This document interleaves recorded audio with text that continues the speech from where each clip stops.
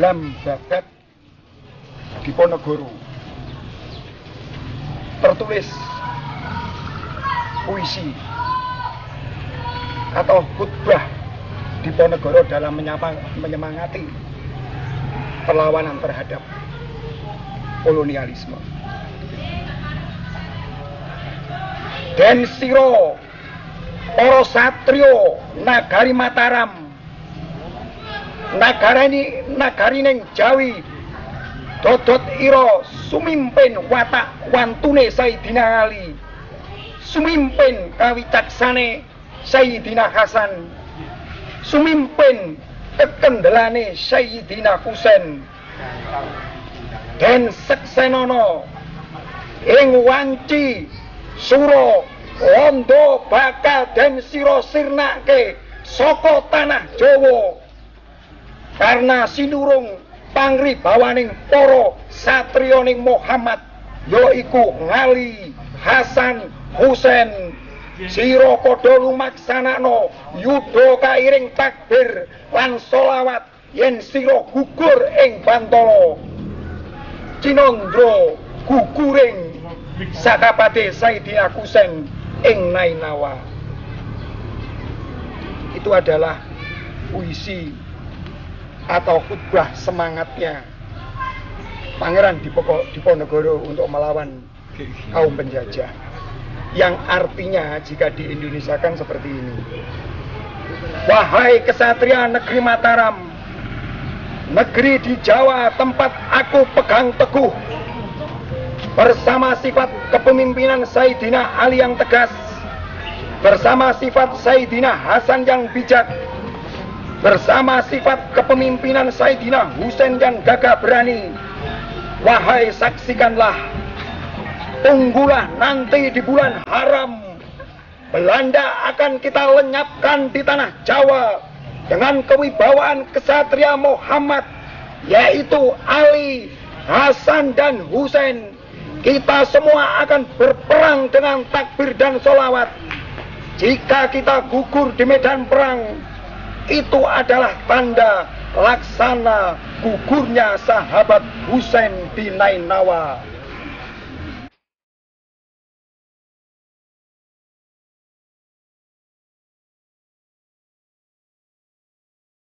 Begitulah semangat Pangeran Diponegoro mengambil spirit dari perjuangan keluarga Nabi untuk melawan ketidakadilan, melawan penindasan, perampasan hak yang dilakukan oleh penjajah dan para pendukungnya.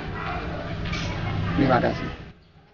Ya pemirsa, saat ini saya sudah bersama Cak Ju. Cak Ju ini adalah salah satu kerabat dalam Pojok Wates juga dan seorang penyair tepatnya begitu. Cak Ju, saya tadi terpesona sekali dengan syair yang dibawakan Cak Ju. Kalau orang Jawa bilang itu adalah geguritan begitu ya. Mungkin bisa dijelaskan seperti apa dan apa sih maksud dari puisi yang dibawakan Cak Ju tadi? Ya, terima kasih Mbak. Jadi dalam Babad Diponegoro itu kita temukan puisi Diponegoro atau khutbahnya Diponegoro untuk menyemangati perlawanan terhadap kolonialisme. Nah, ternyata yang dibuat spirit semangat dari Diponegoro ini adalah perjuangannya keluarga Nabi. Perjuangannya Sayyidina Ali, perjuangannya Imam Hasan, perjuangannya Imam Husain. Di sini disebutkan dengan jelas. Kenapa dia Diponegoro ini mengambil spirit perjuangannya daripada keluarga Nabi? Karena memang dalam epos perjuangan keluarga Nabi ini memang pernah ada sebuah kisah di mana Sayyidina Ali ini orangnya tegas. Mereka tidak peduli dengan apapun kerabatnya atau sahabatnya atau sesama agamanya pun. Kalau mereka adalah seorang penindas, mereka adalah seorang perampas, mereka tidak adil, maka kekaliwan Sayyidina Ali begitu tegas terhadap orang-orang seperti itu.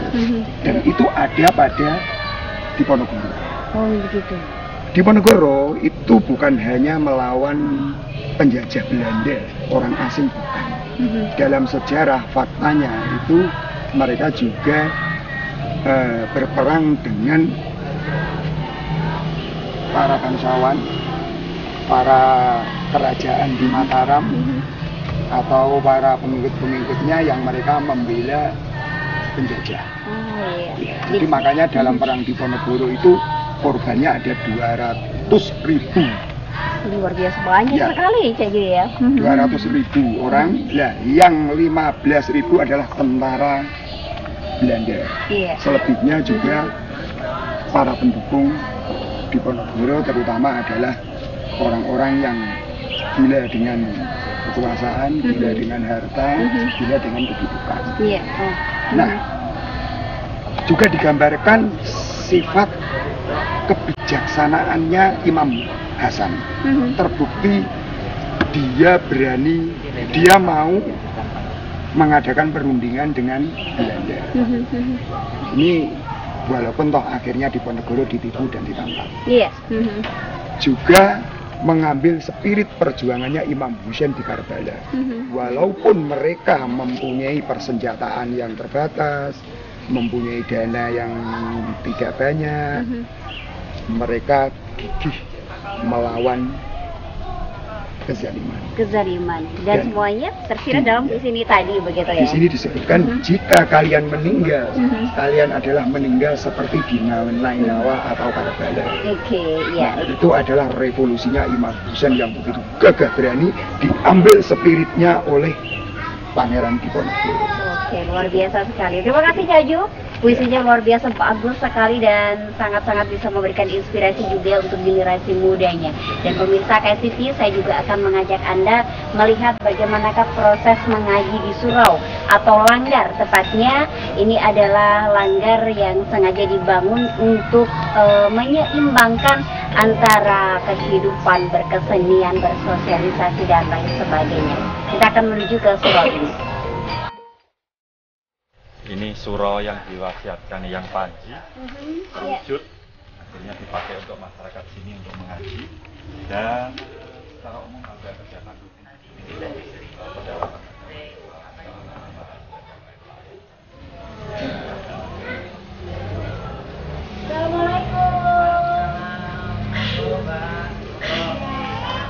Iya, di sini diajari teman-teman mengaji dan diajari ajaran-ajaran dari Pangeran Diponegoro, yaitu soal tasawuf, pensucian hati dan akhlak, dan diajari soal mencintai tanah air Indonesia.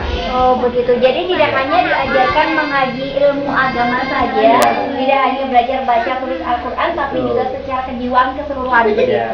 Oh iya. Kan ingin tahu jadinya seperti apa ini Mas? Iya, monggo. Ini biasanya diajari untuk anak-anak itu hafalan undang-undang dasar negara Indonesia. Diajarin undang-undang juga? Iya, coba siapa yang hafal? Maju, siapa yang hafal? Menteri mana Menteri? Ayo, cepat baca undang-undang dasar yang keras Waduh, nih. masih kecil tapi sudah bisa undang-undang ya? Supaya menanamkan cinta tanah air. Ayo, Iya. baca. Bismillah. Undang-Undang Dasar Negara Republik Indonesia tahun 1945 membukaan bahwa sesungguhnya kemerdekaan itu ialah hak segala bangsa dan sebab untuk malah penjajahan di atas dunia harus dihapuskan karena tidak sesuai dengan peri kemanusiaan dan peri keadilan dan perjuangan pergerakan kemerdekaan negara Indonesia telah sampai kepada saat yang berbahagia dengan selamat sentosa dengan rakyat Indonesia dengan pintu gerbang kemerdekaan negara Indonesia yang merdeka, bersatu, bersama, adil dan makmur atas perkara Allah yang Maha Kuasa dan dengan didorongkan oleh bangunan luhur supaya berkehidupan kebangsaan yang bebas, maka rakyat Indonesia menyatakan dengan ini kemerdekaannya.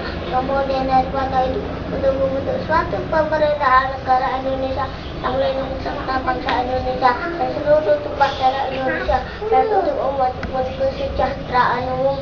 mencerdaskan kehidupan bangsa, dan merasakan ketertiban dunia yang berdasar kemerdekaan, perdamaian, dan keadilan sosial.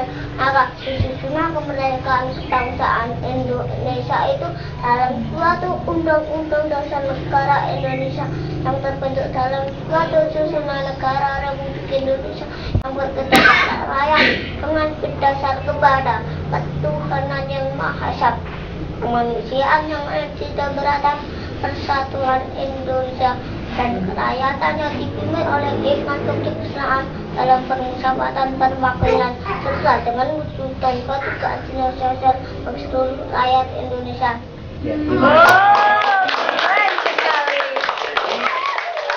Itu supaya anak itu sejak kecil mencintai negaranya, mencintai bangsanya, mencintai tanah airnya. Nah, dengan demikian kalau nanti sudah dewasa, dia tidak lupa dengan bangsanya.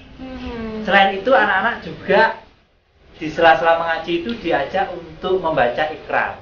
Ada ikrarnya juga. Ada ikrarnya.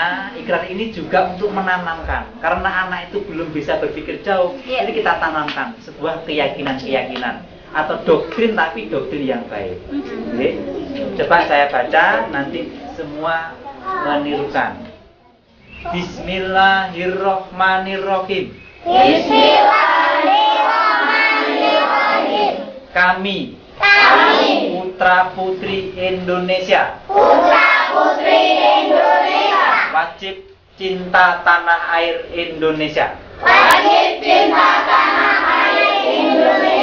Kami putra putri Indonesia wajib berbakti kepada Negara Kesatuan Republik Indonesia.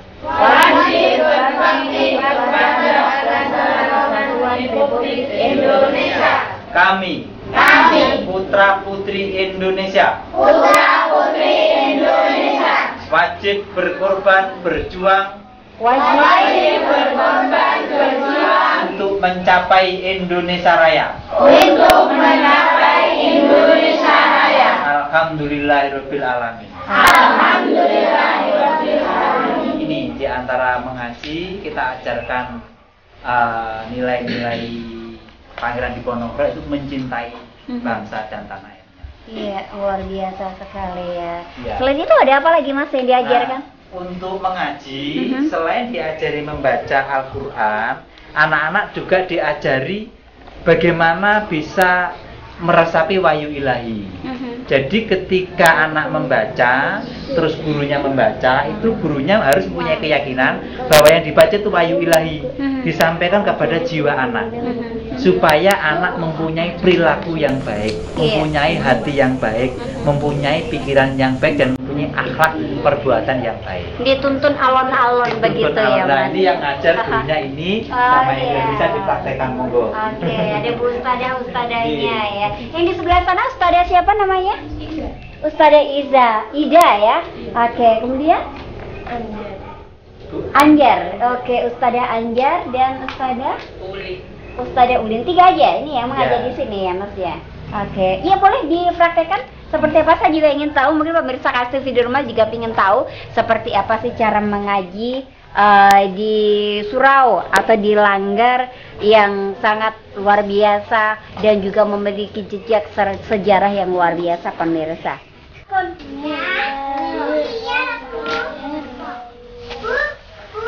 Alhamdulillahi Rabbil Alamin.